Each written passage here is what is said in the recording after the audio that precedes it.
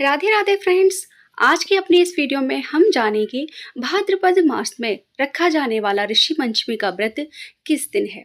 साथ ही ऋषि पंचमी व्रत की पूजा विधि क्या है और इस व्रत को रखते समय आपको किन किन बातों का विशेष रूप से ध्यान रखना है, आदि सभी जानकारी आज की इस वीडियो में आपके साथ शेयर कर रही हूँ। तो प्लीज़ वीडियो को एंड तक देखिएगा। वीडियो पसंद आए तो वीडियो को लाइक और चैनल को सब्सक्राइब जरूर कर दीजिएगा। हर साल भाद्रपद मास के शुक्ल पक्ष की पंचमी तिथि को ऋषि पंचमी का व्रत किया जाता है। यह व्रत सप्त ऋषियों को समर्पित है। ऋषि विश्वामित्र, ऋषि अत्रि, ऋषि कश्यप, ऋषि वशिष्ठ, ऋषि भारद्वाज, ऋषि जमदग्नि और ऋषि गौतम को समर्पित होता है। हरिद्वार में सप्त ऋषियों का प्राचीन महत्व जुड़ा हुआ है। माँ गंगा का धरती पर मानव कल्याण के लिए अवतरण हुआ था। तब हरिद्वार में सप्त ऋषि तपस्या कर रहे थे। माँ गंगा ने तपस्या कर रहे ऋषियों को देखकर अपना रास्ता बदल लिया था। इसलिए महिलाओं के द्वारा ऋषि पंचमी का व्रत करने से सभी प्रकार के पापों से मुक्ति मिलती है और मनोकामना की पूर्ति होती है। यह व्रत मुख्यतः महिलाओं के द्वारा किया जाता है। यह व्रत पवित्रता, पापों से मुक्ति और मनोकामना की पूर्ति और सप्त ऋषियों को समर्पित है। साल 2025 में यह व्रत 28 अगस्त को किया जाएगा। ऋषि पंचमी पूजा का जो शुभ मुहूर्त है वह सुबह 11:05 से दोपहर 1:39 तक रहेगा। इस समय पर आप ये पूजा कर सकते हैं अथवा सुबह के समय भी इस पूजा को किया जा सकता है। इस व्रत का सबसे बड़ा नियम यह है कि यह व्रत मासिक धर्म शुरू होने से पहले, जब कन्या छोटी होती है उसी समय शुरू करा दिया जाता है, अथवा मासिक धर्म की प्रक्रिया समाप्त होने के बाद इस व्रत को शुरू किया जाता है। बीच में हम इस व्रत को शुरू नहीं कर सकते हैं। चलिए आप जानते हैं इस व्रत की पूजा विधि क्या है। इस व्रत को करते समय शुभ मुहूर्त का विशेष रूप से ध्यान रखें। प्रातःकाल स्नान करने के बाद में घर को पूरी तरह से शुद्ध कर ले। अब एक पाटे पर सफेद अथवा पीले रंग का वस्त्र आप बिछाएं।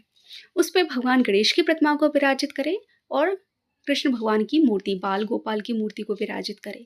उसके बाद आप मिट्टी, समा के चावल अथवा सुपारी, 7 सुपारी लेनी है आपको। सप्त ऋषियों के नाम से 7 सुपारी हम विराजित करेंगे। तो थोड़ा सा समा के चावल ले लीजिएगा। चावल की थोड़ा थोड़ा चावल रखकर उसके ऊपर सुपारी को विराजित कर दीजिए।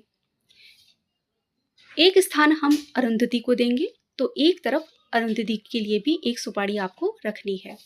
अब इसके बाद ठाकुर जी की मूर्ति को पंचामृत से आपको स्नान कराना है। स्नान कराने के बाद में सबसे पहले गणेश जी की पूजा करें, फिर ठाकुर जी को स्नान कराएं और उसके बाद सभी सप्तऋषियों पे थोड़ा थोड़ा गंगा जल छिड़कें और वस्त्र के रूप में उन्हें कलावा समर्पित करें। तो कलावा थोड़ा थोड़ा तोड़कर उनके ऊपर चढ़ा दीजिए। माँ अरुंधति को भी चढ़ा दीजिए। सप्तऋषियों को आप चंदन का प्रयोग करें टीका लगाने के लिए और अरुंधति के लिए कुमकुम का प्रयोग करें। अब कुछ भी फल भगवान को अर्पित करें। कोई मिठाई आप इसमें रख सकते हैं और भोग वगैरह लगाने के बाद धूप दीप जलाकर ऋषि पंचमी की कथा को सुने। कथा सुनने के बाद आरती करें। इस प्रकार से आपकी ऋषि पंचमी की पूजा सरल तरीके से पूर्ण हो जाएगी। इस व्रत को करते समय इस चीज का विशेष रूप से ध्यान रखा जाता है।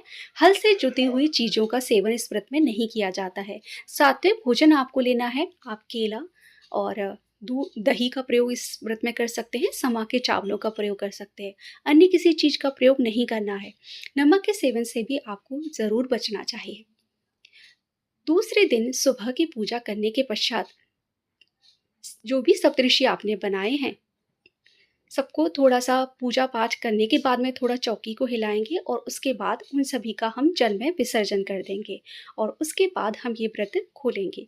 तो शुभ मुहूर्त देखकर इन सब का विसर्जन कर देना चाहिए और इस तरह से आपका ये ऋषि पंचमी का यह व्रत पूर्ण होता है। इस व्रत को करने से मासिक धर्म में हमसे जो भी गलतियाँ हो जाती हैं उसके पाप से हमें मुक्ति मिलती है। क्योंकि ऋषि पंचमी की कथा के अनुसार मासिक धर्म में स्त्रियों को किसी भी ज़्यादा चीज़ों को छूना नहीं चाहिए, मुख्यतः रसोई घर के अंदर। लेकिन आज के समय परिस्थितियाँ अलग हैं। हमें रसोई में जाना पड़ता है। घर में कई तरह की चीज़ें हमें छूनी पड़ती हैं।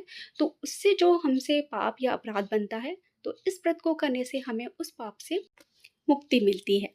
तो फ्रेंड्स, वीडियो में मैंने आपके साथ जो भी जानकारी शेयर की है, यदि ये जानकारी आपको पसंद आई है तो प्लीज़ इस वीडियो को लाइक कर दीजिए। ज़्यादा से ज़्यादा लोगों के साथ शेयर ज़रूर कीजिए। चैनल पर यदि पहली बार आए हैं तो प्लीज़ इस चैनल को सब्सक्राइब कर दीजिए। इस वीडियो को एंड तक देखने के लिए आप सभी का बहुत बहुत धन्यवाद। जय श्री कृष्णा फ्रेंड्स।